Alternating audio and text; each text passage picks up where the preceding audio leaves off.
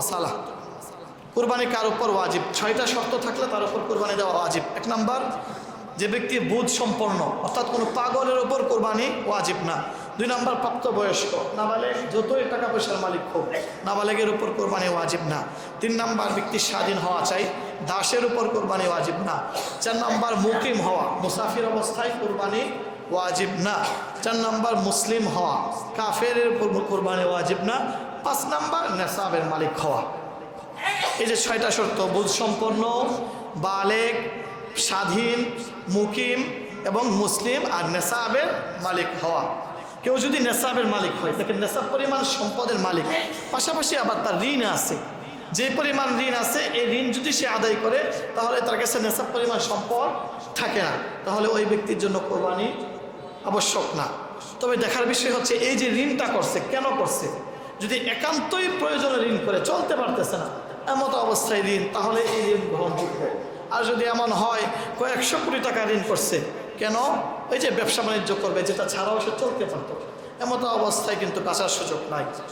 ঋণ যদি একান্ত বাধ্য হয়ে করে, তাহলে তার এই ঋণ যদি তার নেশাবের চেয়ে বেশি হয়ে যায়, তাহলে তার জন্য কুরবানি ওয়াজিব না। এখন নেশাব কি পরিমাণ, কত টাকা থাকলে নেশাব পূর্ণ হয়? কারো কাছে 7.5 ভরি স্বর্ণ, অথবা 52 ভরি রূপা, অথবা 52 ভরি রূপার পরিমাণ, যে পরিমাণ টাকা এখন বর্তমান বাজার অনুযায়ী 1,95,000 টাকা। 52.5 ভরি রূপার দাম 1,95,000 টাকা। কারোর কাছে যদি এই পরিমাণ টাকা মৌলিক প্রয়োজনের বাহিরে, এই যে রমজান জিলহজের 10 তারিখ থেকে 13 তারিখ, এই 3 দিন থাকে, ঋণ ব্যতীত শুধুমাত্র 1,95,000 টাকা, অথবা এই পরিমাণ সামানাদি ঘরে আছে, যে সামানগুলো প্রয়োজন না, মৌলিক প্রয়োজনের অতিরিক্ত, মৌলিক প্রয়োজনের অতিরিক্ত 1,95,000 টাকা যদি কারোর কাছে থাকে এই 3 দিন, তাহলে তার উপর কুরবানি ওয়াজিব। মৌলিক প্রয়োজন কি? মৌলিক প্রয়োজন হচ্ছে জান এবং সম্মান হেফাজতের জন্য যা লাগে।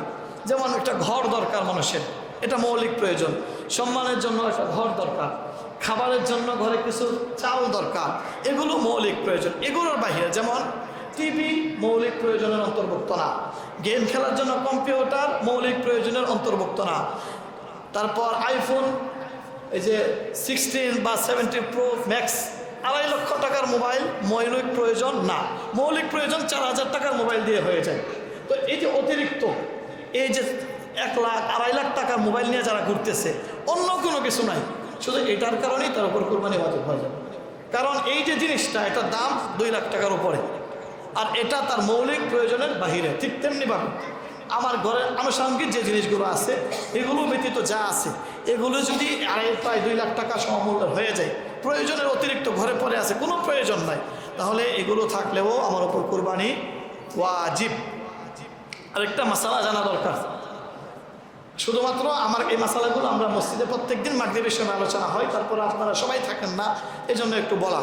যদি এমন হয় আমার কাছে মৌলিক প্রয়োজনের অতিরিক্ত টাকা নাই, স্বর্ণও নাই, রূপাও নাই, কিন্তু আমার আহলিয়া, আমার বিবি, তার কাছে স্বর্ণ আছে, তার কাছে স্বর্ণ অতিরিক্ত পড়ে আছে, আর এটার মূল্য 2 লক্ষ টাকার উপরে, অথবা তার একটা ফিক্সড ডিপোজিট আছে, ওই জায়গায় তার 2 লক্ষ টাকা জমা আছে। তো এই ক্ষেত্রে দেখা লাগবে তার এই টাকাগুলো মিলিয়ে যদি 2 লক্ষ টাকা হয়, তার স্বর্ণ আর রূপা মিলিয়ে যদি প্রায় 2 লক্ষ টাকা হয়ে যায়, আর এটা যেহেতু অতিরিক্ত পরেই আছে, কোনো কারণ নাই, ব্যবহার করুন। স্বর্ণ ব্যবহার করলেও এটা অতিরিক্ত অন্তর্ভুক্ত, এটা যেহেতু ব্যবহার করা প্রয়োজন মাফিক না, যে স্বর্ণ ব্যবহার না করলে সম্মান থাকবে না, জান থাকবে না, এমন না। তো যদি আমার টাকা পয়সা নাই, কিন্তু আমার বিবির স্বর্ণ আছে, 1.5 ভরি 2 ভরি স্বর্ণ আছে, সামান্য একটু রূপা আছে, ফিক্সড ডিপোজিটের মধ্যে টাকা আছে, তো এক্ষেত্রে আমার উপর যদিও কুরবানি ওয়াজিব না, আমার বিবির স্বর্ণের কারণে আমার বিবির কুরবানি অবশ্যই দিতে হবে। তার পক্ষ থেকে আপনি আদায় করে দিলেও পারে, যদি আপনি আদায় না করেন তাহলে সে তার স্বর্ণ বিক্রি করে হলেও কুরবানি দেবে, কারণ কুরবানি দেওয়া এটা ওয়াজিব।